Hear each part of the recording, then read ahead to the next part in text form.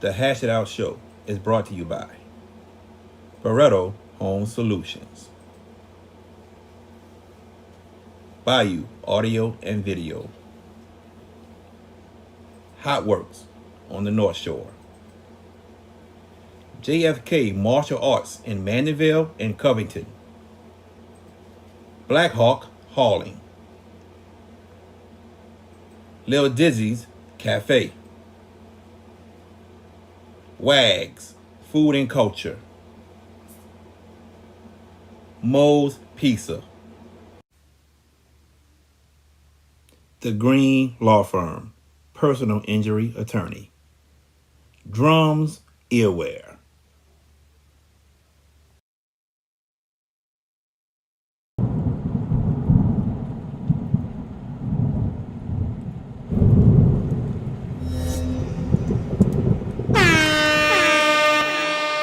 Hands up, hands up, hands up. If you winning and you don't give a fuck about a hater, tell them move. Clear my area, move. Clear my area, move. Clear my area, move. Clear my area. Cause I'm winning, I'm winning, I'm winning. I'm winning, I'm winning, I'm winning. I'm winning, I'm winning, I'm winning. I'm winning, I'm winning, I'm winning. Hands up, hands up, hands up. If you winning and you don't give a fuck about a hater, tell them move. Clear my area, move. Clear my area, move. Clear my area, move. Clear my area. Cause I'm winning, I'm winning, I'm winning. I'm winning, I'm winning, I'm winning. I'm winning, I'm winning, I'm winning. I'm winning, I'm winning, I'm winning.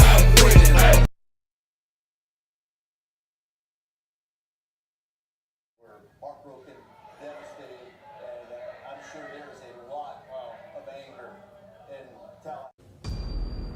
I never thought I'd see the day when an undefeated Power 5 college football team would not make the college football playoffs. I never saw this day coming. I feel so bad for Florida State. Key wins over LSU, Clemson, Duke, and also Louisville. 3 of those teams were ranked at the time. I'm at a loss for words, to be honest with you. To me, and I know it's the best 4 teams that's supposed to go in, the best 4, and I get that. I truly get that. But a Power 5 team that's undefeated? That's what I don't understand. I don't know how this didn't happen. The commissioner of the College Football Playoff Committee just said, basically due to Jordan Travis getting hurt, Florida State was a different team. Florida State is a different team than they were through the first 11 weeks. Well, in that case, how can that be said when back in 2014, the first ever college football playoffs, Cardale Jones, third-string quarterback for Ohio State, comes into the game, actually started the Big Ten championship game. The Big Ten championship game, he actually started and wins. Didn't Florida State just do that with their third-string quarterback? I don't know, man. I don't know. People saying that TCU screwed it up. Last I checked, TCU won a playoff game and got to the championship. So how did TCU screw that up? I'm really at a loss for words while I'm saying this right here, right now. Mike Norvell and his team should be very upset, shocked and very upset that they're not in the playoffs. I never saw this day coming where an undefeated Power 5 team wouldn't make the college football playoffs.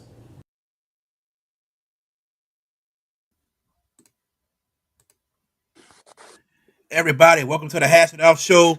I am your host, JB, the sports guy. I'm joined by my good friend that you can catch on CrescentCitySports.com, the one and only George Peppers. What's going on, GP? Not too much, JB. And yeah, what a monologue to lead in. And we got a special guest, and we're going to absolutely discuss this. But I have some extremely, extremely strong thoughts post discussion or during, because you know where we stand, both of us. But there are people that have made some imbecilic and idiotic responses to us without basing it on knowledge. But we'll leave that be. We have a great guest. We're going to keep the positivity flowing. And I can't wait for this weekend because you and I are going to be together working a game this Friday in the Superdome. And I'm so much looking forward to that. It's going to be a lot of fun. We're going to talk about the semifinals of the LHSAA football playoffs in a little bit, but let's get right to it. Our special guest for today, he is the running backs coach and the recruiting coordinator for the Florida State Seminoles football team. Y'all know him as Coach Yak, the one and only Coach David Johnson. Coach Johnson, how you doing, my man? Man, I'm doing good. Glad you guys having me on. And we're glad that you are back on our show again. More than thankful for you coming on during this time period. Coach, I want to get right to it. What was going through your mind when you saw Alabama pop up at number 4 and you guys pop up at number 5? I think it was just, obvious. Everybody was hurt. You really feel for the kids. You feel for those players who worked extremely hard. They did everything we asked them to do. You feel for your coaching staff. Coach Norvell did a great job making sure we made the proper adjustments to do the things we need to do and find a way to win a game. And what most people don't know is so many families that's hurt behind it because, they're behind the scenes, but you have wives and children who really put into this, and just for somebody to kind of take it away because they thought it was the best choice, not anything that we did wrong, but you really feel for those kids because I just thought they did a phenomenal jobs, and it really wasn't anything you could say. It was no words. I just told them we're gonna pray and we're gonna find a way to get through this and keep moving. Do you think the integrity that's in college football has been lost due to this happening? Well, I wouldn't say so much the integrity, but a lot of questions are going to go up. What else can you do besides be undefeated? No matter how you got there, if you won by 1 point, 2 points, it's in a win column. So that's what everybody kind of concentrate on and making sure they find a way to win a game. And it's hard to win college football game. It's extremely hard to win college football game. So you have a team to go out and to adjust after one of their major players get hurt, you should reward them, not make them feel like they did something wrong. These kids did a phenomenal job in saying next man up. That's what we've been saying since I played at Millennium Playground. The next man up. When I was at Gregory, the next person up. At Kennedy, the next person up. Now you're telling me it's changed because somebody else just feel that it's not going to be a good game, and that's not a really good thing for our kids. It's ironic you said that, Coach, because I sat there and said, Jordan Travis goes down in the game against North Alabama. Your backup comes in, and you guys win. Your backup plays against Florida, you guys win. But he did get hurt. Third string quarterback plays in the ACC championship, and you guys win. And I look at it as, okay, your best player is out, but you guys are still finding ways to win. Most people would reward you for that, Coach. So, how can that change from a commissioner saying, "Oh yeah, Florida State, their best player is out. They haven't played, to their standards or to their best the past 2 weeks." But as you guys, as coaches, have to adjust your game plans due to the way certain quarterbacks play. And I just felt that was just wrong, Coach. That they looked at it at Jordan Travis injury is one reason why you guys can't go to the college football playoffs. When Ohio State in 2014, Braxton Miller and JT Barrett both got hurt, and Cardell Jones had to come in. Yeah, and that's you look at that and you give other kids opportunities to step up, other people step up. But the very first Super Bowl, I think New England Patriots played in when they played in the Superdome versus the Rams. Tom Brady wasn't the starting quarterback the entire season, Right. but that's when we found out who he was. So you're going to find other kids, other people to step up in different scenarios. You have to allow them and give them that chance. You cannot just say what you think and not give them a chance. That's why we play the game. There's a reason why you play the game. Coach, teams in the Power Five conferences, of course, most of them, the long-term goal is to compete for a national championship. And most teams want to finish undefeated. Now, you look at pro basketball, pro football, the teams with the best record gets the number 1 seed. How can Florida State be undefeated in a Power 5 conference wins their conference and not go to the college football playoffs. That just boggles my mind completely, Coach. It's just, like I said, other people making decisions, and you can't say why, or they can't really give you a reason. So you have to understand that. I told my kids that I'm gonna continue to pray and understand, hey, what God is teaching me in this, what lesson He's trying to get me to learn, because it's more hurtful than anything. Yes. You lost a game, or you lost the last two, okay, we understand, but when you win those games and you have a head coach who find a way to get everybody to buy into whatever we doing, no matter what we have to do to win the game, we won the game. Yeah. The game was won. That's the biggest thing for us. And we'll respond. Our kids will respond. The coaching staff will respond. And you have so many people like yourself. I mean, I'm out recruiting now. I was in Alabama actually yesterday, and the guy just came up to me and said, "Coach, I just feel so bad for you. I don't know what else to say." And it's it's the older guys in the 70s, but you could see on his face he really felt for us.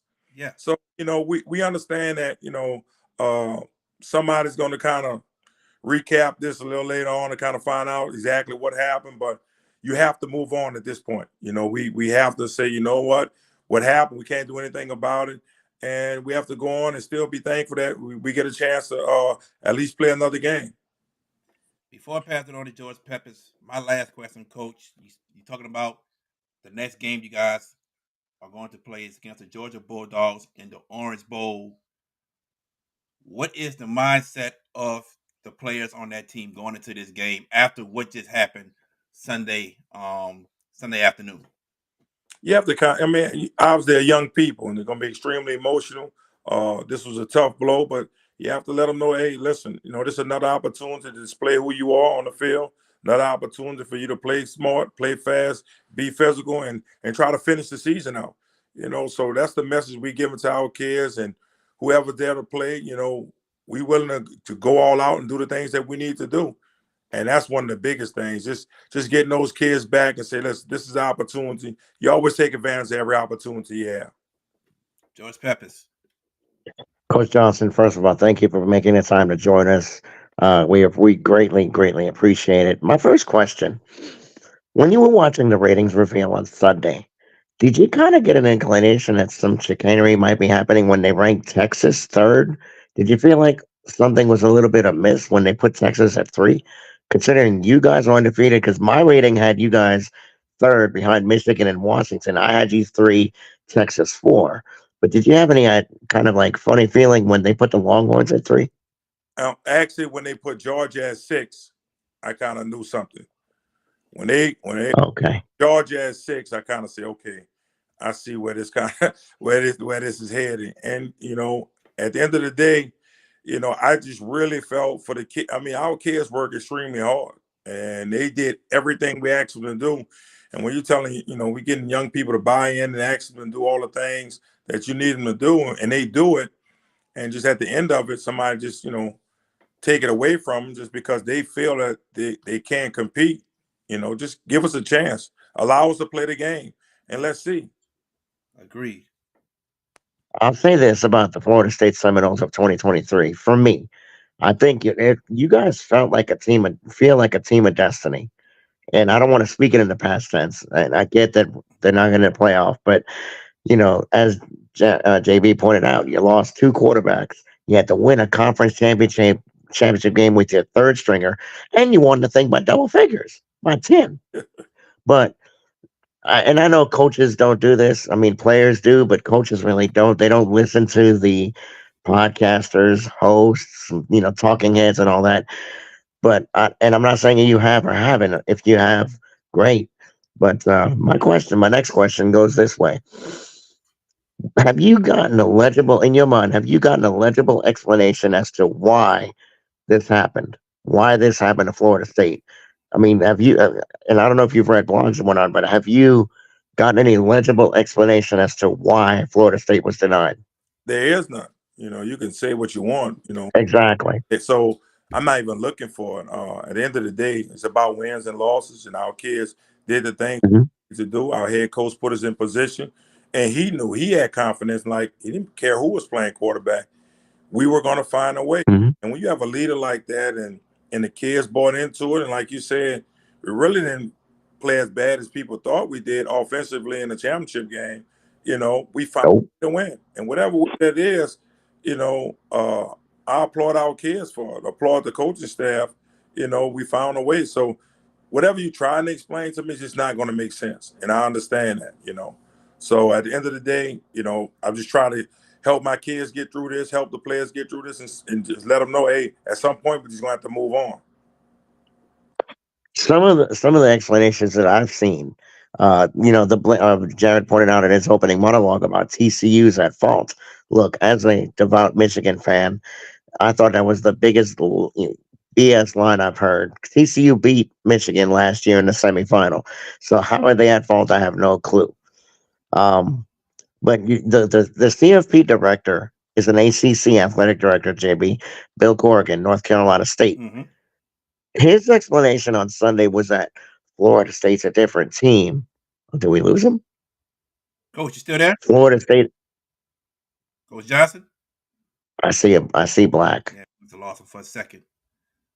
See if we can get Coach Johnson back. If he can log out and come back in, but we lost Coach Johnson for a second. But the question I wanted to throw out there to him, and I'm going to throw it to you, JB. Mm-hmm.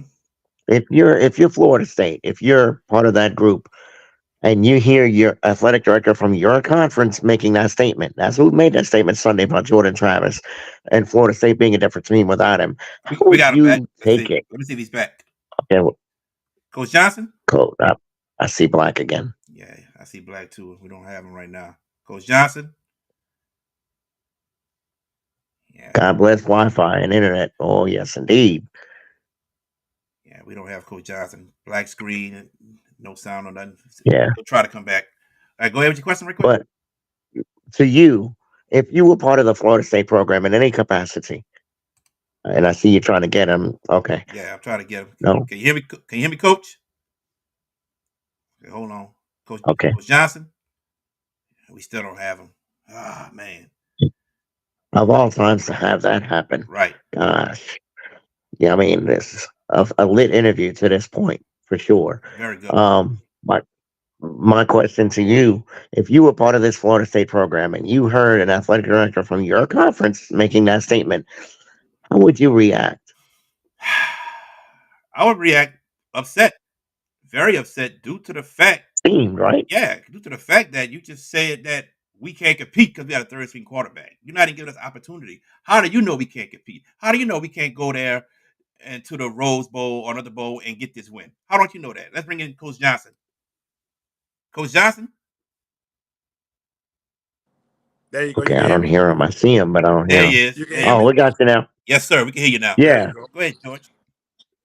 All right, Coach. I was going to ask you. The athletic director of North Carolina State, Bill Corrigan, was head of the CFP. He gave the explanation Sunday after the reveal came out in that saying Florida State is a different team without Jordan Travis.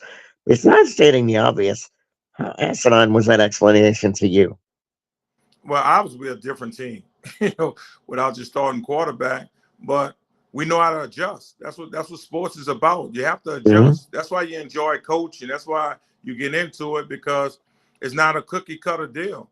You find different ways to do different things, and that's the nature of this business. And I just think the kids did a great job in that. But that's obvious that we're a different team without Jordan Travis. You have to play on CSI to understand that. Nope.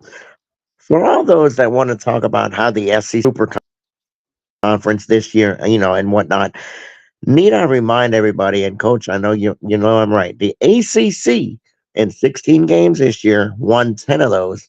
2 of those, you guys beat LSU, opening week, them, and a team that's going to have the likely Heisman winner in Jana Daniels, and you pop Florida in the last game of the regular season. So when you look at the ACC, and look, Clemson was a little bit down this year, but there's still a good football. There's still plenty of good football teams there. North Carolina, Duke, Clemson. NC State solid. They're both is this inferior conference. Tell me about the strength of this conference as it relates to this season, and really should have been more of a barometer for you guys to get that playoff spot. I thought extremely tough conference. You know, to go to Clemson, you can say what you want. Extremely, not just a good team, but good coach, good program. You know, so that was a tough game on the road. You know, doing what we had to do, and I thought we did a good job with that. Going to Florida, you can say what you want. Florida may be a little down, but you have to go there. And you still have to play the game. Right. You know, that's the interesting thing about football. You have to play the game, and our conference was extremely competitive. It was tough this year. Duke started off real fast, and obviously, you know, their quarterback got injured, you know. So at the end of the day, a lot of our teams, you know, they're playing in bowl games. They're playing in this postseason. So that said in itself that, you know, we had a tough schedule. We play in a tough conference, and we should be able to go against anybody. You're right. I mean, now I think there are 10 teams out of the ACC that are going to bowl games. If I'm not mistaken, check on that. But as you approach Georgia, I mean, Jared asked you about the mindset. The fact is, and not look, I don't want to make it a long game, but Florida State is now against Georgia. The complete disrespect that's being you guys, and look, games are not won by spreads. When you look at Georgia, Arson Beck is a good quarterback. They've got a solid group. They're not. I don't know if they're as good as the last two teams that won the national title, but what's it going to take for you guys to pull that game out on New Year's night? We just gonna have to be ourselves. You know, that's what we tell our kids all the time. Don't be nothing more than who you are. You know, we have to find a way to play extremely smart. That's one of the first things. Not to hurt ourselves, not to turn the ball over, to own the ball. We're gonna have to play fast. And this is gonna be a very physical game. You know, obviously Georgia is a very physical team. We have a physical team, and you have to, at the end of it, you know, as it's getting close, playing a 60-minute game, you have to learn how to finish. So we tell our kids the same thing all the time, and they'll be locked in, they'll be ready to go, and you have to understand, again, whenever you get an opportunity, you take advantage of the opportunity. Never let your opportunity embarrass you. Right. You're right. Talk about on the offensive side of the ball. Not so much has really come along here this season. Keon Coleman has been that guy for you guys offensively. Talk about how good how much they. I thought Trey did an excellent job.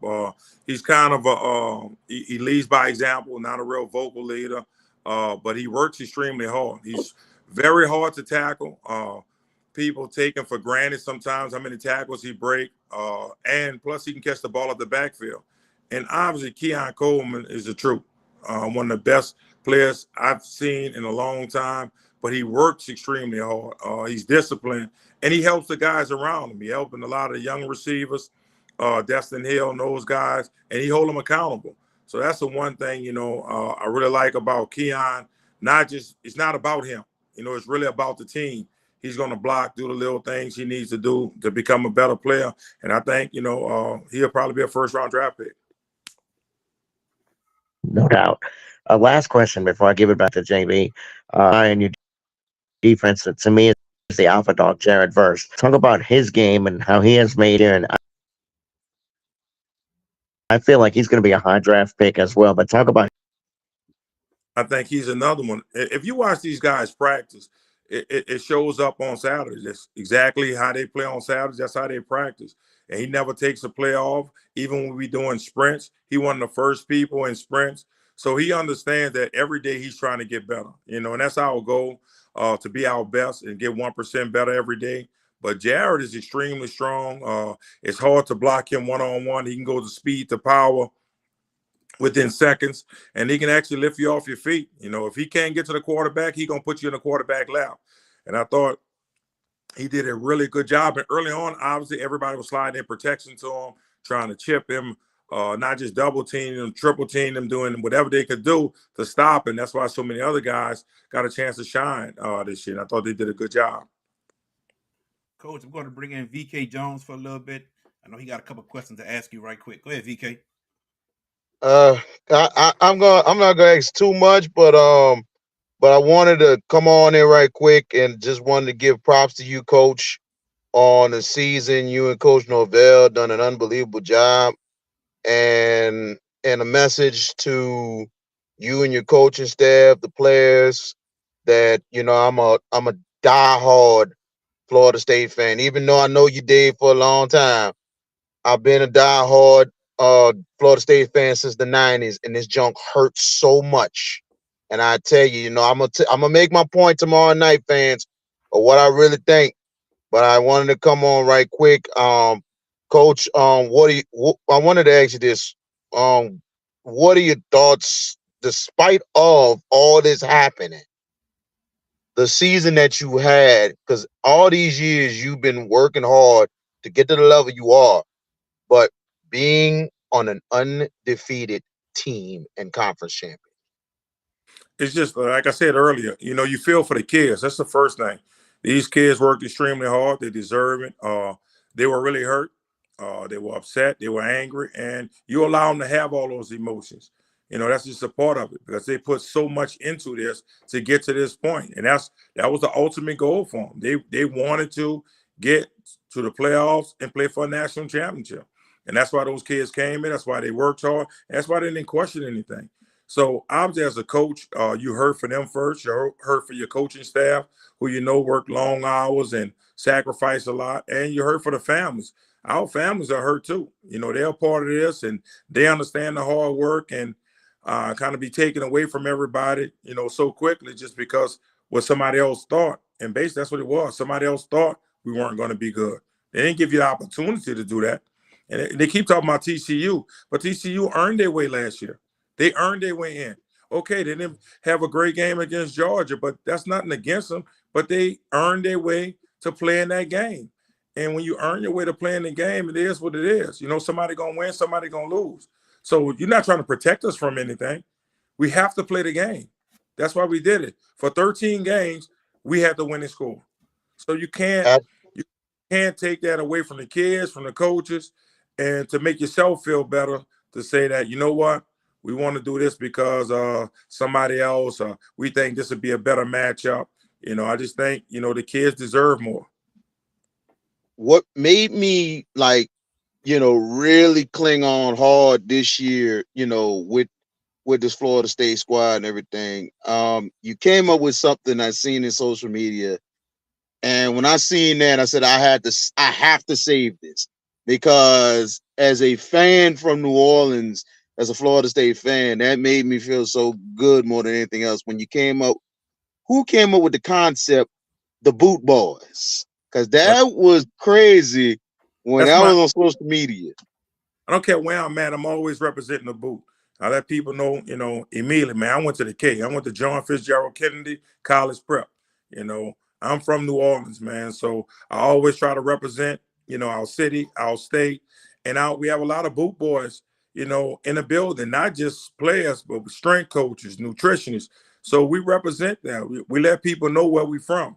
And we're not ashamed to say it. We are from the boot. And we let those guys know. And I think it's important for us to continue to get quality kids from this area. And obviously, you're not going to get everybody, but you get the quality kids like Ja'Kai Douglas, who showed up, Byron Turners, who showed up, Bless Harris, Destin Hill. You get all these kids who show up and do the things they need to do. I thought we did a good job with it. And I always represent the boot, man, no matter what. I just want people to know that we're doing a good job in this state and we're getting quality kids out of this state. And obviously, the superstar was Keon Coleman this year. Amazing. But I just wanted to come on and get a couple of things right quick before I get off here. But Coach, man, you're doing a great job. Keep doing what you're doing. And I wish you and Coach Norvell and all the coaches and the players the best.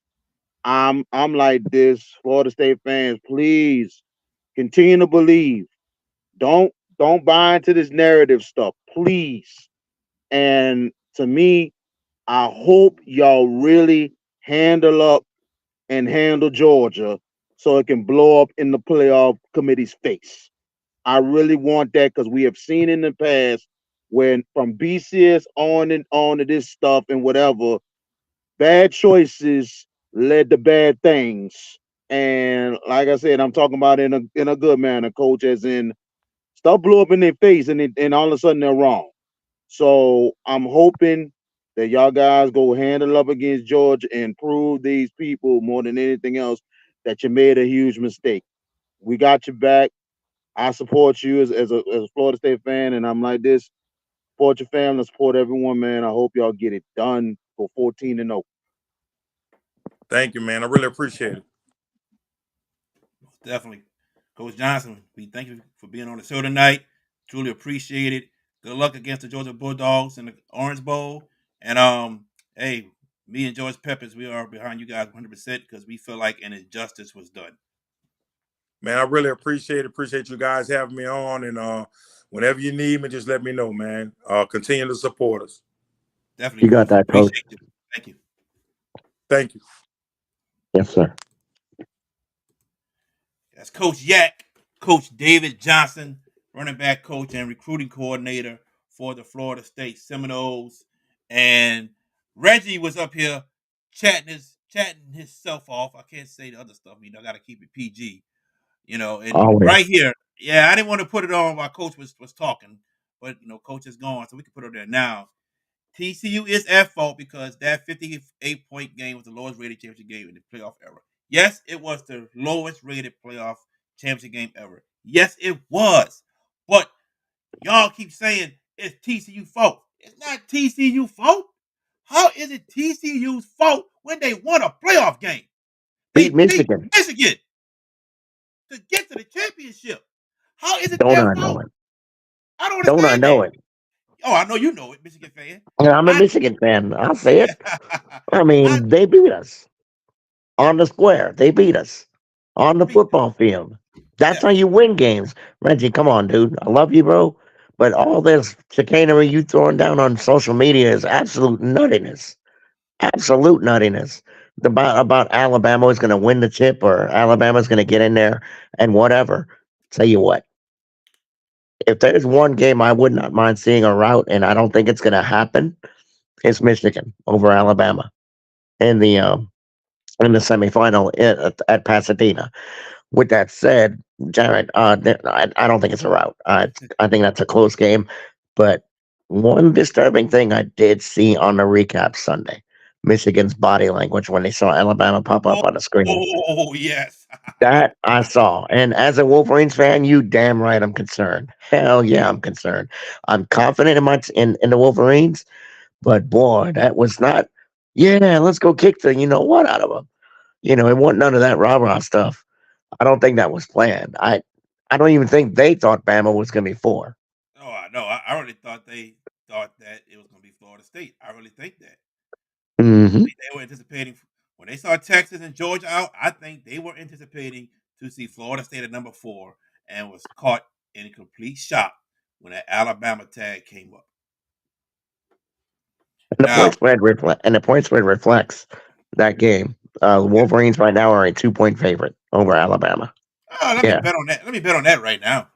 Which way? Alabama. Oh, I'm sorry. I'm sorry.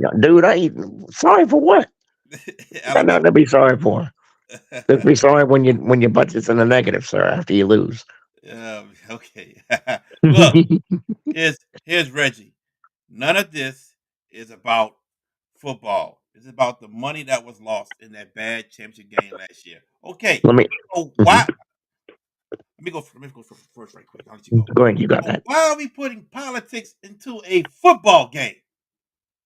Politics doesn't have anything to do with this.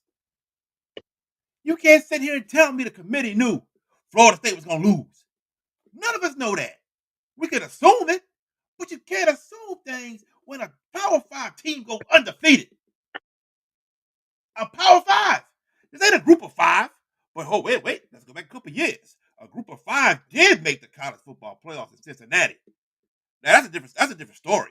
We can sit there and say Cincinnati couldn't beat this team and that team and that team and that team and that team and that team and that team. We can sit there and say that. Clearly,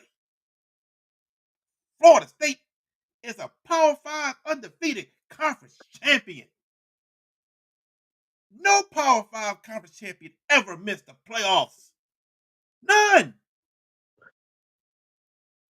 Well, undefeated, I should say. Undefeated Right. Power 5 conference champions. Let me correct myself. Hmm. None Until have ever, Sunday. until Sunday. Right. Until Sunday, because Jordan Travis injury, and they didn't want the TCU debacle to happen again. And you don't know that. You don't know that. You know why you don't know that? Because everybody was saying TCU didn't belong, and TCU beat Michigan. So you don't know. You don't know what kind of game plan Coach Norvell and his staff will put together to win a game. You don't know. This Mm-mm. is why you play the game. High school football, any given Friday. College football, any given Saturday. NFL, any given Sunday. You just don't know. They earn an opportunity to compete in the college football playoffs, and the committee just took it away from them. Go ahead, George. And for what? And for what reason? See, what Bill Corrigan said in the explanation was about Florida State's a different team without Jordan Travis. That was a cover. That's what that. The way I read body language, my job teaches me to read body language of people to determine truth from lies. Oregon, when that question was asked, why not Florida State? The answer was, well, Jordan Travis missing makes them a different team. Dude, we know this, but their strength of schedule was 3. Bama was 4. No, the strength of record was 3. Record was 3. Yeah, Strength of Florida schedule State was schedule 55. 55, but the strength of record was Mhm. 3. They blew out an LSU team that's going to crush the bowl game. I mean, LSU got a delicious matchup for their bowl against Wisconsin. And if Jaden plays, they're going to destroy him. They're going to destroy him. And I say if he plays because he's going to win the Heisman Saturday. At least I think he will. I can't imagine him not winning it now. But flipping back to Florida State, it'll be interesting to see what comes from Tallahassee en route to Miami, in advance of the Orange Bowl, how, practices and any kind of stuff going on. I believe defense wins championships. And that Right? Florida State defense was good enough, is good enough in this playoff. They would have given Michigan huge fits. Huge fits. That speed defensively is ridiculous. And their perimeter on the outside on offense, granted the quarterback play was not very good against Louisville, but Trey Benson is a dog at running back. Yeah, big Trey time. Benson is a dog at running back. There is no doubt. Florida State would not have disgraced themselves. And for you people to start talking about them as TCU, y'all gonna make them out to be a mid major? Get out of here with that stupidness. Get out of here with that. Well, Now I'm not gonna TCU is not a mid-major. at all. They're a Big 12 team. Yeah, I know that. But and then there's people talking about well, Alabama shouldn't be in the playoff. Texas beat them. I actually thought it was going to come down to those two. I never would have imagined Florida State was going to be on the cut line at all. I, You know, like I said, we posted our picks in advance yeah, of the playoff. those are You and me, picks. and we were in uniformity. Yep, We had the same 4: Michigan, Washington, Texas, Florida State. That's the Florida. I had Florida State 3, Texas 4, yeah. just to purposely avoid them in the semifinal. But with that said, the Seminoles are getting a ton of points against Georgia. Yeah, no, I'm willing. You giving me 15 in that defense? You got me. Plus 15 is a gift. I'm going to say this, man. I sat there and had a conversation with you and VK, and I said, Texas won the head-to-head. And there were people saying head-to-head doesn't matter. Head-to-head has to matter. Has to matter. Hmm. Okay, and it's proven to matter with Texas being number 3 and Alabama 4. Yep. So yeah, I thought Alabama shouldn't have been out. Maybe should have been out. You're 3 undefeated teams: Michigan, Washington, Florida State, and I Yep. said Texas. SEC is out. It's better to lose early than to lose late.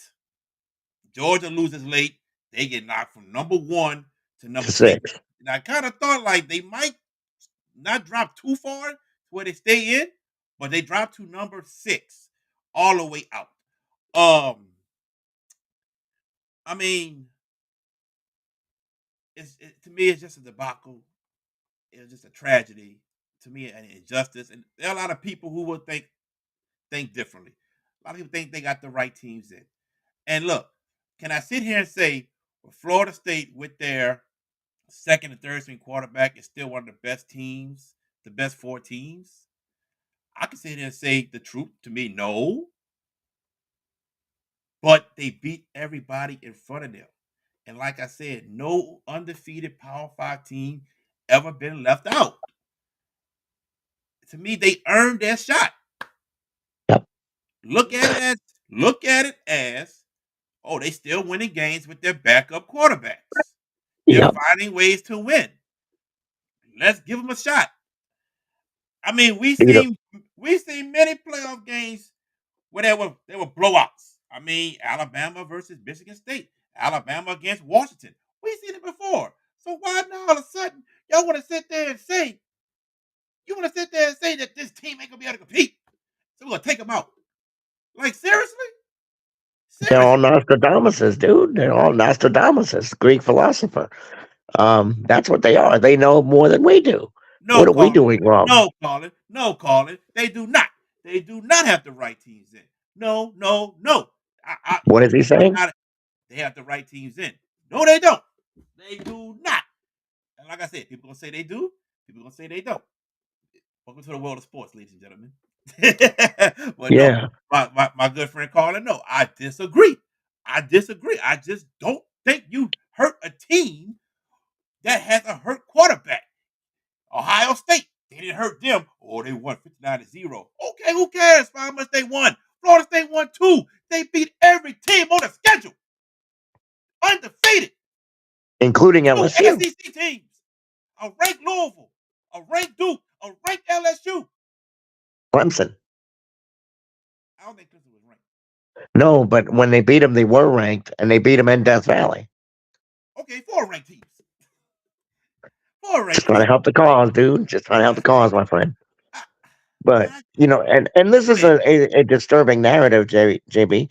It's a disturbing narrative on the anti-Florida State side, where the ones that are saying, "Well, Florida State don't belong," this and this and this. The narrative is like, "Well, they're not that good." That's an inflated conference. It's a conference that's not that good. Need I remind you again? The ACC handled the SEC this year, head up, 10-6. 10 games out of 16, they beat them. Heads up.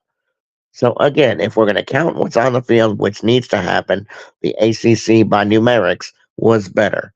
You could say what you want about circumstance or whatnot, but Florida State answered the bell in 13 games this year and beat Louisville, who's a 9-win team, by double figures with a third-string quarterback. It's fun to speculate what they could do in this playoff. As a Michigan fan, I don't know if I wanted Florida State. I surely don't want Alabama. I mean, I'd like this. I like the challenge of Alabama, because Milroe has elevated his game, but that's the same Alabama, JB, that played an Auburn team that lost to New Mexico State by 21. So, and Alabama needed a failed coverage on 4th and 31 to steal that game at Jordan Hare. Yep. I don't know if this Crimson Tide team scares me. I respect him. And you give Nick Saban a month? That's like giving, that dude is a genius. You give that guy a month? Oh, he's going to be schematic and disseminate everything Michigan does. Here's where Michigan's going to give him a heck of a problem. I think the running game with Corum and that group, and McCarthy is able to make plays with his feet. I think they shut it down. I don't think Alabama's front doesn't scare me. Alabama shut the running game down. I don't see. Here's where we disagree. We've seen Saban struggle before during the season. They Mm. get wins. But when Saban has a month to prepare for your offense, he comes out shutting it down. I think Michigan running game, what they depend on the most with Blake Corum and Donovan Edwards, I think that is in trouble.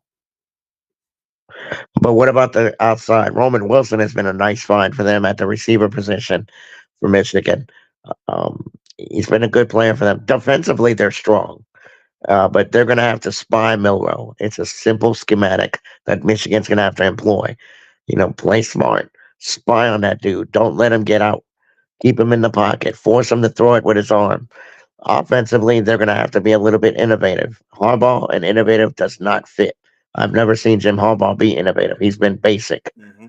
and that's what scares me about this game. I think the better game may be the one we got here in New Orleans, Texas, and Washington. That is going to be a scoreboard operator's dream.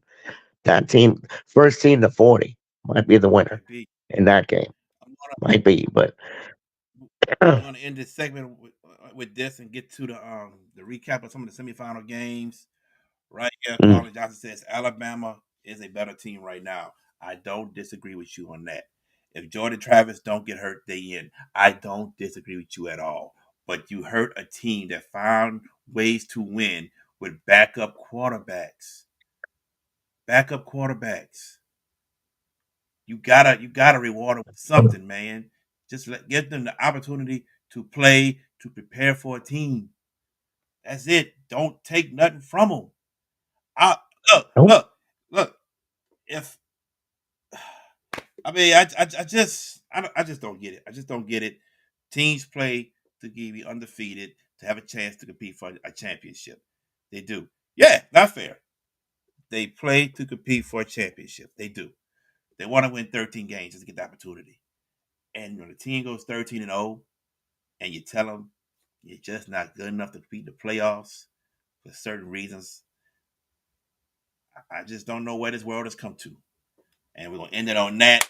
We're going to take this quick commercial break. We're going to come back and recap some of the semifinal games of the LHSAA playoffs right here on the Hash It Out Show.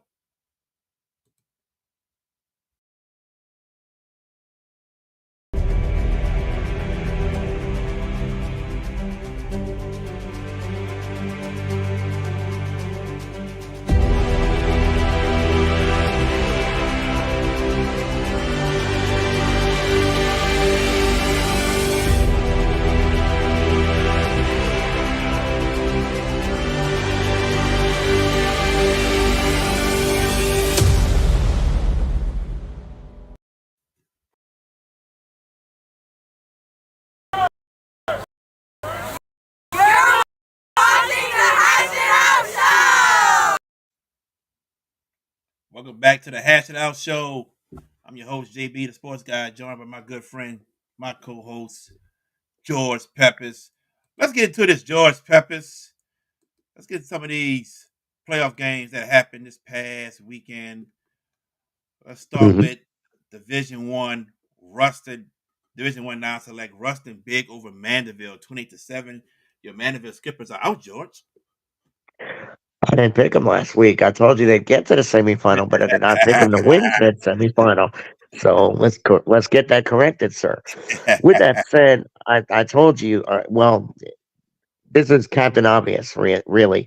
I thought the Bearcats were going to be far too much physically for them. I didn't think Mandeville had the horses to compete. Incredible run, and congratulations to Craig Jones and that staff for putting this run and constructing this run, and they did an admirable job getting to this point.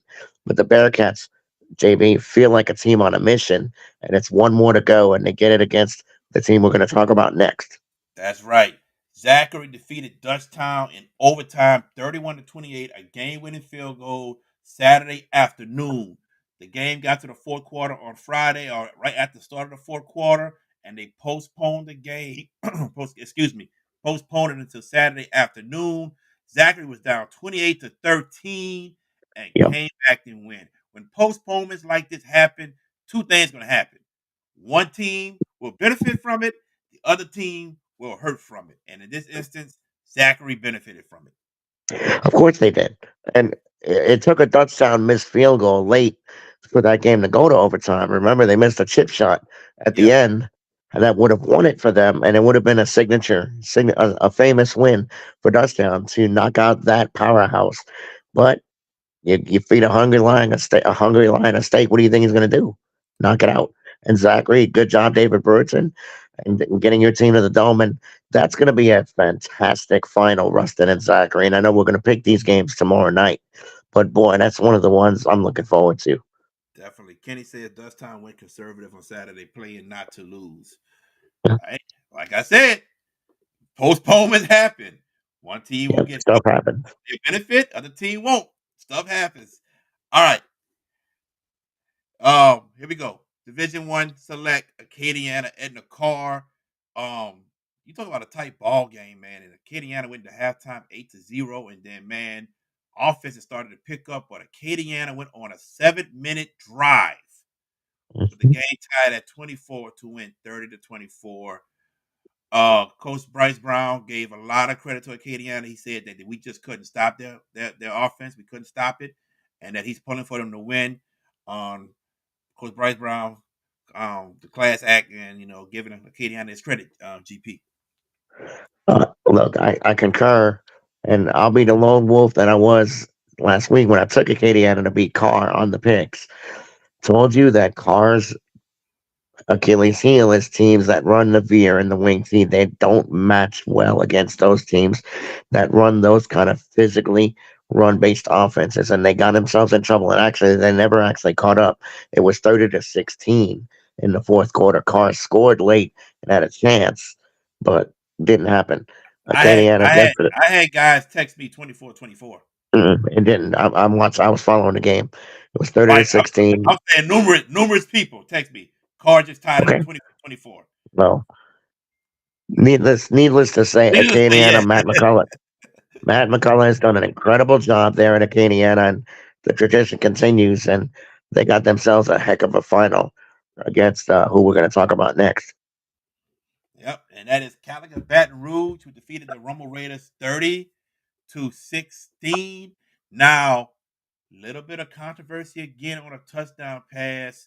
I saw one angle and I couldn't tell if that ball hit the ground or not. And I see another angle. I'm kind of like, I don't know. And I got people, I'm showing it to other people, and they're like, DJ 13 says you're right, George. 30-16 and 30-24. I had people telling me 24-24. All good. All good. And then people saying me that ball hit the ground. People saying that ball hit the ground. So somebody else, yeah, hit the ground. I'm like, man, I don't know. That ref was right there on the spot. He called it complete. I don't know, man. I can speak about the Curtis one. I can speak about that one. The Rumble one, it's hard for me to tell, man. It's hard for me to tell. Be honest with you, I cannot even.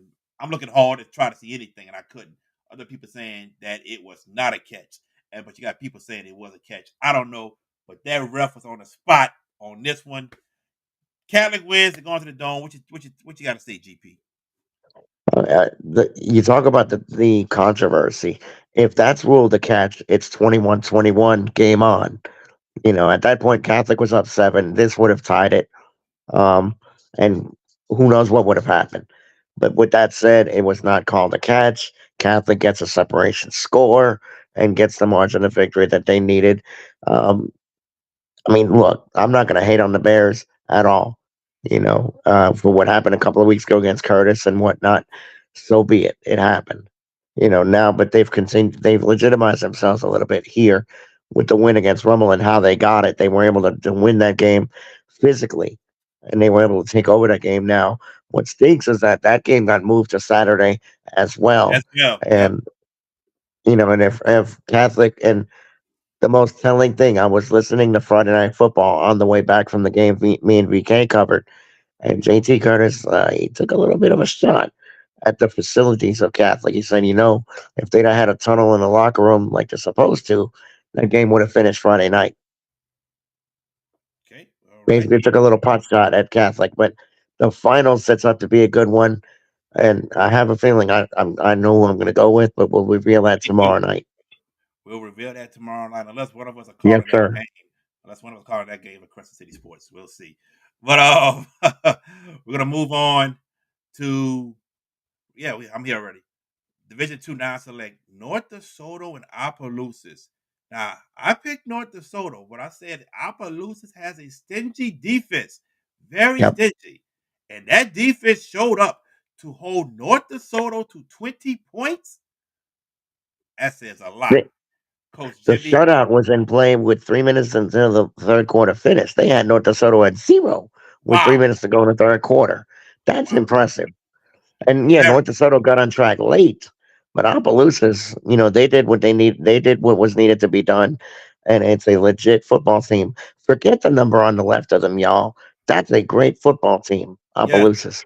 Forget the fact that they're at 12, and they won legitimately. yeah. Okay, I get what Kenny's saying. I'm reading it there. Way That's to not football. Opelousas. Oh, nobody fault. That's That's part of not the game. Opelousas' fault. That's Part part of of the the game. game. Yep. You got to take care of the ball if you're going to win. And look, North DeSoto's in for. I mean, not DeSoto. Opelousas. That final, and that's a game you and I are going to be on the call Friday That's right, afternoon baby. at 12 o'clock. Yes. Yes. Because Opelousas and Cecilia Part 2 this year. Oof. Another rematch. Yep. Another district rematch for a state championship. Cecilia beats Northwest, I think 55 to 16, 18, 55 to 18. Big, 18. yeah. Big win for Cecilia and me and George Peppers and his brother Emmanuel Peppers, who will be the color. I mean, the play-by-play. Me and George are the color. We will be calling hmm the game for CrescentCitySports.com. Is it CrescentCitySports.com or the 106 And point? I think that's one of the four on Nash. Okay, 106.1 Nash FM. So Yep. we're calling that. We're calling that game Opelousas versus Cecilia. Division hmm two, Division two select. We're gonna go ahead and move down. And the first game, I could tell you all about that one, boy.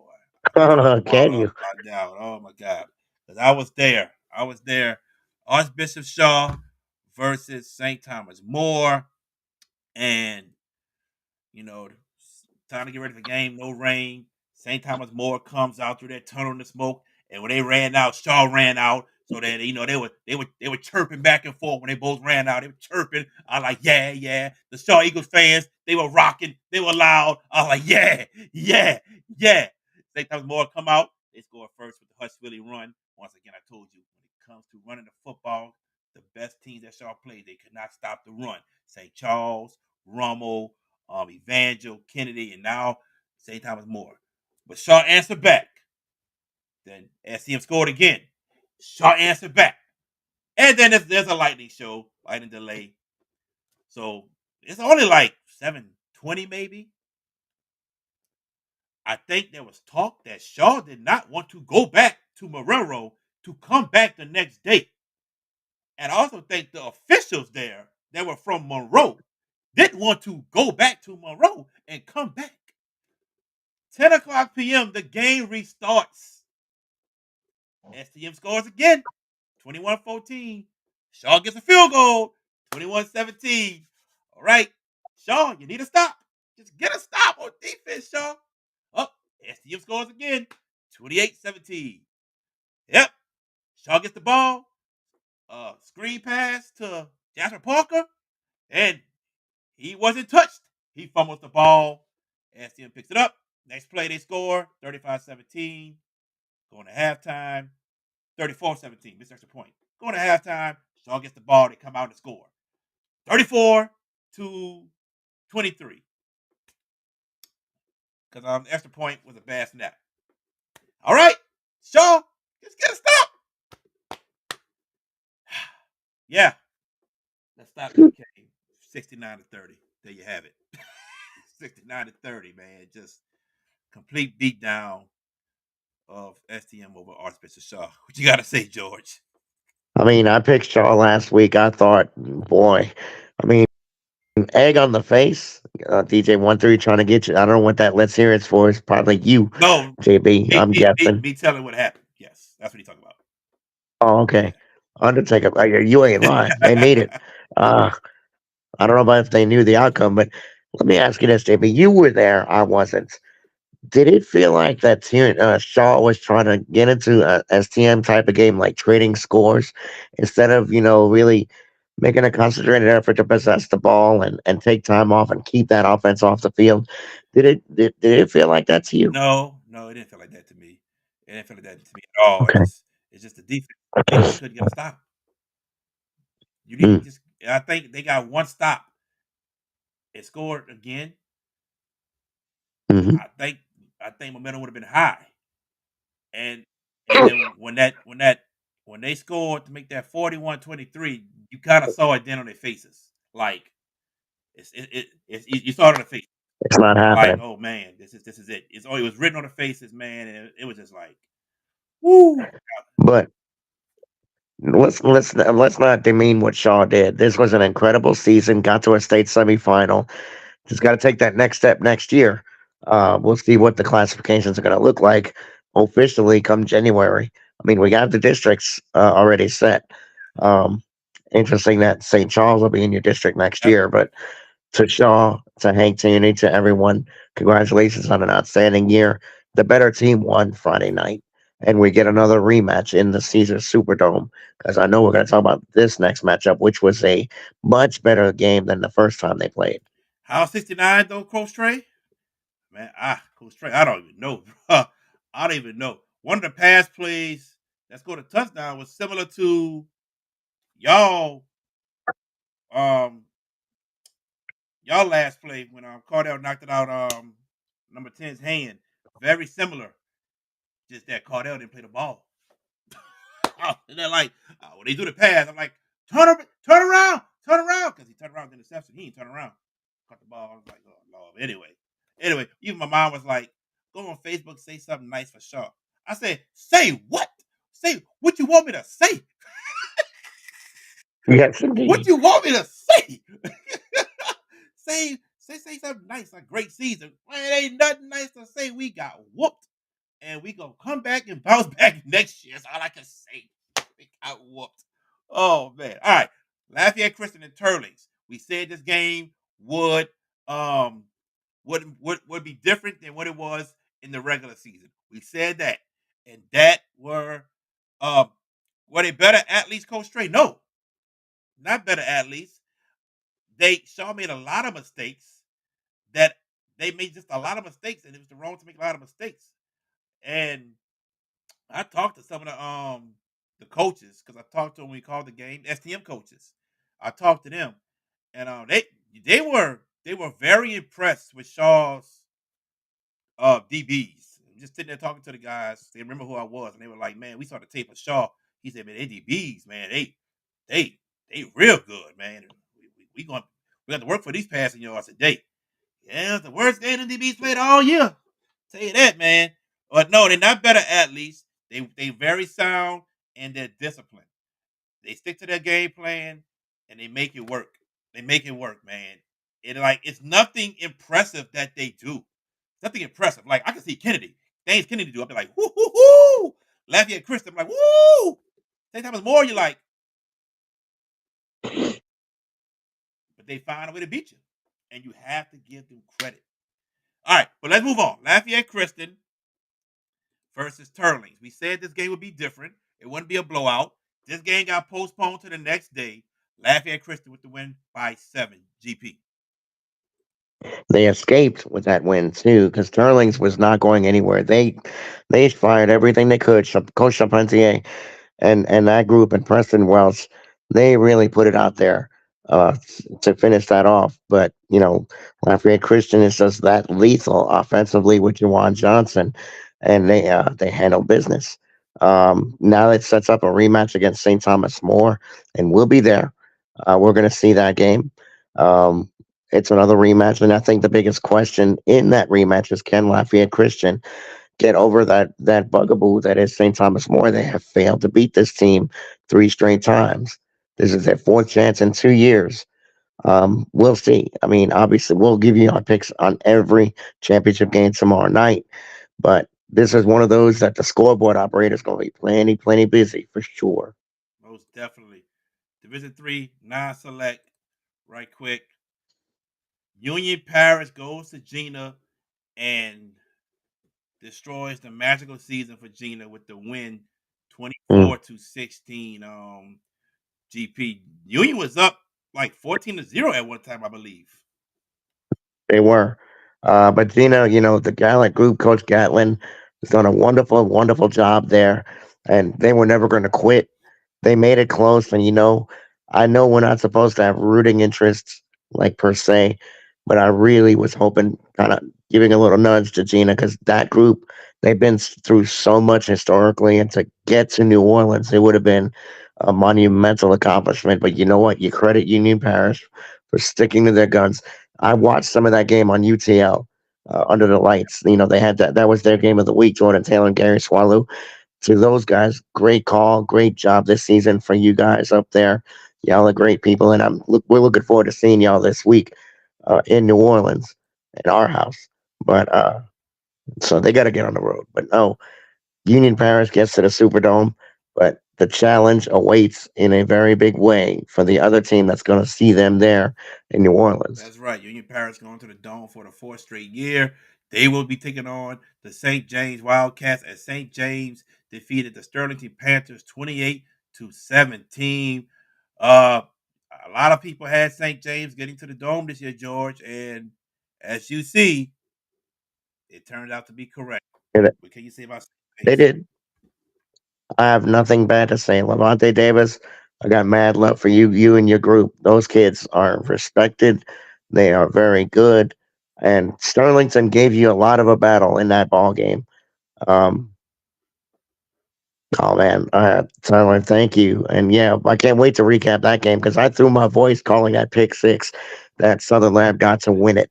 But back to St. James, you know that Sterlington game was slated to be one of the better games of the night. Uh, it was nip and tuck, and then St. James got a separation score in the fourth quarter to get away, and they won that game. But you know what? That Wildcats team, I'll say no more about this one, but I'm pretty confident of where I'm going this round with that game. All right. Moving on to Division Three Select, we start with the defending champs, St. Charles. Another overtime game. Another overtime game. Game-winning field Hmm. goal over University Lab. St. Charles going back to the Superdome. What can you say about Coach Wayne Stein and his crew? Game of the night, and that game was on CrescentCitySports.com. Lenny Van Gilder and company did a wonderful job on the call there. Got a peek at that game. Yeah, doing play by play, I still was kind of getting a peek. But when you put your phone on mute, it works. Um, but it was an incredible game. University was so gutsy in that game, staying in that game the way they did, and St. Charles, it was a battle, and they needed every bit of it to find a way to win that game, and they did. They wound up winning, and congratulations to Coach Stein. You get to potentially do something that even the great Frank Monica didn't do: win 3 championships in a row. Most definitely, man. Most definitely. Three-peat. Will it happen? We will see. Calvary Baptist defeated Newman in a good ball game, 35-27. Hmm. Calvary Baptist going to the Dome. I think we all picked them from the beginning of the year to get to the Dome, and now they are there. Calvary Baptist and Yep. St. Charles, good matchup. But what about Calvary Baptist defeating Newman? You know what? And give Newman credit and Nelson Stewart. They were really battled. They battled in that game. They had a chance. I think it was in the third quarter. They were down one score. Calvary Baptist gets a kickoff, clearly a fumble. And JT Curtis had pointed out on Friday Night Football, clearly a fumble. Mm-hmm. Horrible call that went Calvary's way. They said the man was down. He wasn't. Ball got loose. And would have been a Newman recovery, and who knows what would have happened. But did that decide the game? No. Calvary Baptist felt a step ahead all night long. Newman didn't have an answer when they needed it. But the Cavaliers and the Comets and the Superdome, the contrast in styles is incredible in this game. Calvary likes to play that fast paced offense. You know, and St. Charles, you know what they do. They're just going to ugly it up and pound you when they need to. There's talent on both sides. This is one of the many, obviously, one of the main games of the weekend that I think we're in for a very big treat. Most definitely. Most definitely. Before we move on to Division 4, Coach Trey, he said the LHSAA plan worked, saying that everybody has to travel to New Orleans for the Superdome because there are no New Orleans teams this year, and there are zero New Orleans teams competing for a state championship this year. So Interesting statistic. I'm going to give you. I'm gonna quiz you. The last time that Orleans or Jefferson did not have a team in a dome. Let me see if you can remember.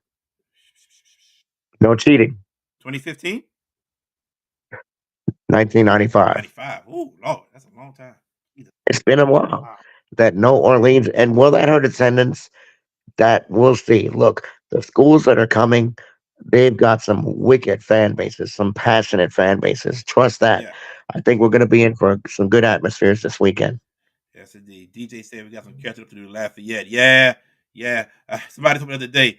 He said, "Man, us New Orleans area schools, we got to stop this losing in Lafayette. This can't be happening." I know. Exactly. I know. All right, moving on to Division 4 right quick. Non-select Division 4. Logansport, number 1, loses to Haynesville. I did pick Haynesville to win. Haynesville won by 17. Your thoughts, GP? Surprised at the margin of victory, but could we be? I mean, Logansport had a really nice run of things, but Haynesville lights are the biggest for those kind of teams. And Haynesville going back to the dome. It's been a little minute, a couple of years actually. I think. No, did they get there last year? Was it 2 years ago? I think. 2021. Yeah. All right, they went there 2 years ago. Um, but the way they won that game, just easily handling Logansport. I'm a little surprised at the margin. I'm not surprised Haynesville won, but the Golden Tornado going back to their home away from home, New Orleans. Yeah. Most definitely. Oak Grove loses to Kentwood. Oh, excuse me. Oak Grove defeats Kentwood. Beats Yeah, my Kentwood. fault. Oak Grove defeats Kentwood 49-28. I didn't see this margin of victory happening, but my gosh, 21-point win under the tank in Kentwood? Hmm. That's unheard of. Oak Grove jumped. It is pretty much. Oak Grove jumped the gun. They were up 3 scores before you knew it. It was like late first quarter. They were up 20-0. It was like doggone Kentwood, and then Kentwood made a game of it, got it to 20-14. But it felt like they were really up against it all night long. I read a game recap online that Oak Grove just really they willed that game the way they did. They handled that game easily, and here they are. Haven't we seen this song and dance on the dome? Oak Grove and Haynesville, they've played each other many a Many time, times. and it's and again in New Orleans, it's another good game that we're going to be looking forward to. Most definitely. Division 4 select. Riverside Academy put it on Vermilion Catholic. Oh man, Vermilion Catholic was in the dome last year against against Washington Christian. A Yep. great team, and man, Riverside made a statement. GP. Cedric Lasty did work from what we heard. We had heard, me and VK and I were at Southern Lab as well. A.W. Mumford to call Southern Lab Watchtower Christian, but we had heard Cedric Lasty went wild on Vermilion Catholic, and I kind of suspected that would be the case. VC is one thing; they're not very big. That's not a team that has a lot of size. And Lasty, look, he's a stick figure. He's 5'3", 130. Yeah. All right, that guy's he's gonna look like a little Lego in the Superdome this I saw him weekend. today at the press But conference. Yeah, he's yeah, about you 5'3", and with his afro, he's about 5'5". yeah, exactly. I think the Afro gives him a couple of inches on the Yeah. head. But no, Riverside, Lee Roussel, congratulations. Now back in the dome for the first time since they won it in 2017. They have a golden opportunity to do so again against the next game that we're going to cover. It's funny, the Hashtag Show game of the week is the last one we're going to talk about. It is. It is. The half show game of the week was Southern Lab taking on Washington Christian. Southern Lab with the 38-34 win. I'm going to let GP tell y'all all what happened because he saw it firsthand. I did on the call for that game, and Watchdog Christian did a lot of things right early. And what they did was when you have a team that's fast defensively at every level, especially at the front, your offensive line has got to be on point and seal blocks. And they did a lot of good early in that game. But at 34-19 at the 5-minute mark, 4:58 to be exact, I turned to VK Jones. The play calling was starting to get a little suspect for me. And look, I get you're trying to shorten the game, but sometimes when you button down too much, it'll come back to get you. They punted the ball. So the lad got a punt return for a touchdown, got a 2. Missed it. Missed a 2. So they were down 9. Then they got another touchdown on a short possession from Watchtower Christian. They hit a play. They got to within 3, 34-31. And inexplicably, Watchtower Christian's last drive to close this game, to try to close it out on 3rd and 8, they throw a screen triple coverage, easy interception, pick six, coming the other way. I threw my voice. I was like incredulous, and then I was like, "My goodness!" I was like calling that play, and I'm like, "He's gonna score! Unbelievable!" Here at AW. It was the comeback in and of itself. And you know what, Southern Lab, I got to give you guys mad props. First of all, the hospitality they gave us Friday was solid, very solid. They did very well for us. We were in a very good, spacious press box, and they had an elevator going up, JB. So none of us were doing the Mount Rushmore climb. So, but you got to give the Kittens credit. They never quit. They stayed in it. They kept believing in their opportunity. And we talked to the Watchdog Christian coaches after broadcasters after the game, and their play-by-play guy that's with KNOE in Shreveport in Wichita. He basically said we can't get one first down. Simple as that. They get one first down, they win, and they're playing Riverside. But I tell you what, this matchup, Riverside Southern Lab, is going to be a fascinating. They did exactly, Kenny. You're right. I completely missed that one. Thank you. Yeah, on a second down play, Watchdog Christian, the receiver catches the ball, and instead of staying inbounds and giving himself up, skips out. I was like, I looked at BK. I said, I shook my head. I said, nope, it's not happening.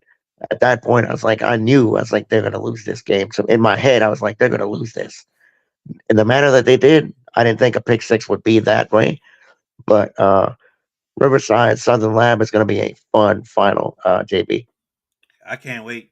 I can't wait, man. Thursday afternoon can't get here fast enough when Division 4 starts it off. I don't remember who goes Yep, first. Oh, I can tell you right now. they do. Oh They do. You're man, looking at the Riverside schedule. and It's right there Southern in front Lab of you. starts it off. Oh man, I'm gonna be on that sideline the whole time watching it too. Oh, I'll be you with you. sure will, buddy. I know. It's going to be fun Yes, stuff. sir, it will. All right, we got one more thing to talk about, and then we're gonna end this show. GP, the Heisman Trophy candidates were named.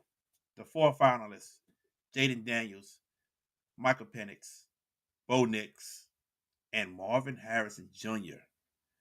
Now, Hmm. Marvin Harrison Jr. will be the first receiver taken off the board. To me, he is the best receiver in college football, Mm-hmm. but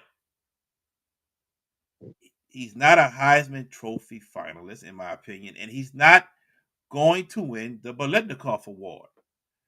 I just don't know how he is actually a finalist. Now, yes, he led the entire nation in average, 18.1. Who was second? Malik Neighbors, 18.0. Go figure. 10 of a yard. Go Okay. figure.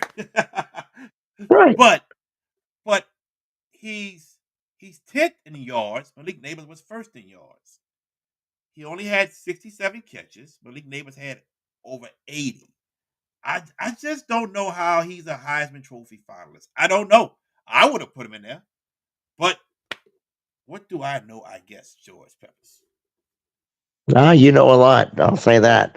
I mean, we both do because we pay attention and do what we do. But I'm with you on the Harrison thing. Look, do I think Harrison's going to be a great pro? Absolutely. Yes. Malik Neighbors is that dude too. Yes. He's going to be that guy in the NFL if the right team drafts him and employs him correctly. Harrison is just going to be like his dad. Marvin Harrison Jr. going to be like his daddy. Really, really strong. So, but as far as the other three, come on, stating the obvious, Jaden Daniels, Bo Nix, Michael Penix. You knew those three were going to find that invite to New York. Definitely. Now, at the end of the day, I fully expect JD5 to win this Heisman Trophy on Saturday, especially after what we saw last week. They ain't gonna be no. Chicanery one already happened with Florida State getting shut out. They're not gonna screw over Jaden. No way. No way. No way, sir. Minus 1300 tells you Jaden Daniels wins this. He's minus 1300 to win the Heisman. George, all I'm gonna say is this. Talk to me. All I'm gonna say is Talk to me. this. All There right. is one person that's a finalist whose team is undefeated, whose team is in Penix. the college football playoffs, and Right. he's brought his team back to win many games. Correct. Michael Penix. Now, All right. when you look at it stat for stat and everything, yeah, JD5. Jaden Daniels should win the Heisman, without a doubt. But Michael Penix has an undefeated team that he had to come back from behind against Oregon twice, Arizona State, Washington State. He had to bring his team back. I look at that as Heisman moments. You say that, and I'll say this: I'll buy you dinner of your choice if Penix beats Jaden for the Heisman. I'm making that proclamation now. If Penix wins the Heisman, dinner's on me.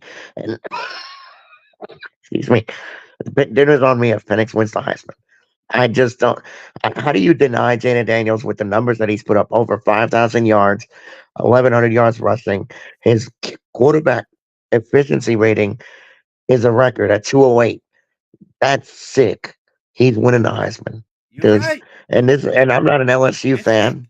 I mean, that's some sick numbers. I get what you're saying. It's a good defensive Penix. I get it. And he had a good game against Oregon the other night, Friday night. He did go for over 300 through, I think, one or two touchdowns. Solid numbers. But Jaden Daniels against Alabama in a loss, he was on his way to a big night. He had 130 yards on the ground, 250 through the air before whatever happened with the concussion. And look, I root for LSU because we live in Louisiana. My team's, I'm a Wolverines fan, but I root for LSU. But I feel like this is Jaden's moment, and he's going to win the Heisman. I'd be extremely shocked if it's Bo Nix. He didn't do anything special Friday night. They lost. I would give Penix second place. I would go JD 1, Penix 2, Nix 3, Harrison 4. I ain't got Harrison 4. I think the voters gonna have him down the list. I'm sorry. Coach Trey, I am not betting George on this. No, I'm not that crazy right now. No, because it could happen. I just think. What's he saying? No, he said root Chris JB. I said no, I'm not betting George. No bet. Cause I just look at it like this, George. Yeah, Tebow, Lamar Jackson, Johnny Manziel, and I know somebody else I'm missing. Yeah, they won the Heisman with 3 or 4 losses. Yes. Supposed to go to the best player in the nation. I get that. I get it. I'm just wondering, with Penix having a team in the playoffs and the stats he have, will they look at that and look at JD5 and like, JD got 3 losses. And then he got none. Penix has none. And we're gonna sit here and say, if Michael Penix wins the Heisman, you know what we all gonna say? Most people are gonna say JD5 got robbed. But I'm gonna sit here and say that LSU defense cost Jaden Daniels a Heisman. That is what I'm going to say if Michael Penix wins. Straight up. Is it a safe assumption, JB, if Jaden Daniels has a defense, LSU is in the Final Four? Without a doubt. That offense was prolific. Thank you. That offense put up better stats than Joe Burrow, Jamar Chase, and Jordan Jefferson, Clyde Edwards-Helaire. Yep. Who else I'm missing? The tight end, man. Terrence Marshall. Who? Thaddeus Moss. Randy Moss' son. Yes. It was prolific. Yep. This offense is thicker. Yeah. So, yes, Coach Trey. They're both 5 and 6 years players. Jaden Daniels 5 years. Bo Nix, I think, is 5. Michael Penix is 6 years, without a doubt. So because he had that Indiana. Yep. Because Penix got hurt twice, 2 medical red shirts. So yeah, they have a lot of experience. So GPS JD5, I'm gonna go with Penix. It's just a feeling. If I'm wrong, I'm wrong. And I'm not saying JD5 doesn't deserve it, because he does, without a doubt. He does. I just kind of think they're going to look at it as the losses that might prevent it. But we'll move on. And George, hold on. Put this into your mind. Michael Penix played last week, not Jaden Daniels. Extra week. I know that one game may be the impetus. I get what you're saying. Again, but he didn't have the blowaway game. It was a close game that they had to survive late. Brought him back. If they would have destroyed, He brought him back. what's He that? brought him back though. He did. They were actually ahead solidly, and Oregon made a run at it late. Um, but they couldn't get there. Yep. DJ 13 trying to be conspiratorial now with that comment. Oh my God! That this is the Heisman voters. If you look at stats, Jaden's got him. Penix does too. But it may come down to the intangible that Penix is undefeated as a team in the playoff, and he put up good numbers too. Yep. But 208 is a number that I think is going to clinch it for JD5. That quarterback efficiency rating is insanely high. And I think that's going to be the impetus to get him the Heisman. Plus the 5,000 plus yards, the 50 plus touchdowns. Yeah, I think he's good for the Heisman. We'll see. I think. But we'll watch it. We'll watch it Saturday because the media room is going to show it in advance of the last game on Saturday. So I think you'll see JD5 win those awards tomorrow, like the Maxwell and all them, for sure. I think he wins those. Oh, no doubt. No doubt. All right, ladies and gentlemen, we thank you all for joining us tonight here on the Hash It Out Show. We are back tomorrow night, 8 o'clock. We have one guest for sure.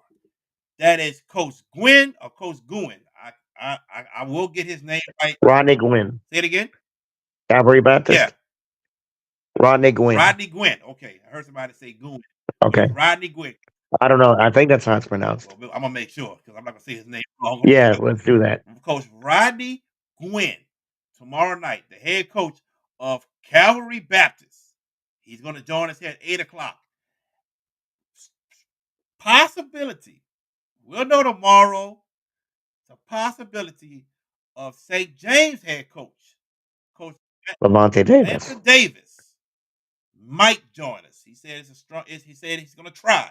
Cannot promise it. I understand. He's been on our show before. Said he'll try again, but we might have him. If we don't have him, we got Coach Gwynn from Calvary Baptist tomorrow. And then we'll give you all our picks. The games we are calling, we will not pick those. And Kenny, if you're still here, to answer your question, me and George are calling Opelousas versus Cecilia on 106.1 FM or CrescentCitySports.com. I believe you can catch it on that also. Mm-hmm. So there you go. We're calling all 8 games are on Crescent City Sports Audio. There it is. That's guaranteed. Good. So all 8 games on CrescentCitySports.com. I know VK he's calling the second game Thursday night. Yeah, but he's calling that game, but he's also doing the color. And he's on the color for Riverside Lab. Yeah, so VK has both Division 4 games on Thursday night.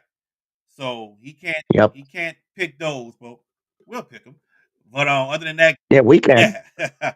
But other than that, everybody, join us right back here tomorrow night, 8 o'clock, another jam-packed show with one coach for sure, maybe 2, and the state championship pick'ems. We want to thank Coach David Yak Johnson, Coach Yak, for joining us. He's the Florida State running backs coach to talk about the fiasco of Florida State not making the college football playoffs. For my good friend right here, Mr. George Peppers, you got any last words? I just can't wait for Thursday. I mean, I can't wait for tomorrow night because we have a heck of a show tomorrow, as you mentioned. But I really can't wait for Thursday because guess what? It's a celebration, but we got work to do this weekend. That's right. We got work. We got work, baby. It's a celebration of a great season. But I want to say this, and I know you're going to agree with me about the Hash It Out Show game of the week. I said it a little bit Friday, but I want to extrapolate a little bit on it. To all the sponsors that made this possible, we can forever be indebted to you guys that you made this possible. But I want to give a bigger shout out to TSVNsports.com, JB, for giving us the vehicle to make this happen. And you know what? This was a wildly good first successful season. And we'll do it again next season. We can't wait. We may have something down the line for you as far as hoops goes. We'll see about that, how it progresses. But to everyone that has been a part of the Hash It Out Show game of the week, you know who you are. We're going to frequent some of your establishments soon. Like Little Dizzy's, Wags, stuff like, places like that. Got to get our eat on somewhere, right? That's right. Just throwing it out there. Well, I mean, but from the bottom of our hearts, we thank you so much for making this possible. And we went out with a bang last Friday night. Sunderland, Washington Christian was a doozy of a football game. And you know what's crazy? Kenny and Matt Sims, Kentrey and Matt Sims were on the call at Baton Rouge Catholic and touchdown. We both were on the highway. They got caught. The rain caught them before they could get out. Me and VK and I pulled out of AW Mumford, and the skies opened up. We had to pull over twice on the interstate. That's how bad it got. yeah. We had to pull over twice. A ride that takes, 60 to 90 minutes took us almost 3.5, 4 hours to get back. Yeah, rain was nothing nice. Tough stuff, though. Yeah, No. rain was nothing nice. But, Mm-mm. well, glad you made it back safely, my friend. We got work to do. That's all that We got matters. work to do. For George Peppers, I'm JB the Sports Guy. We'll see you right here tomorrow night at 8 o'clock. Thank y'all for tuning in to the Hash It Out Show. Y'all take care.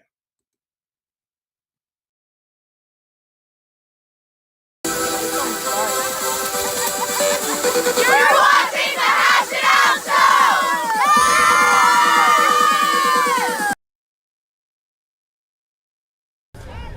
Thank you for watching the Hash It Out Show.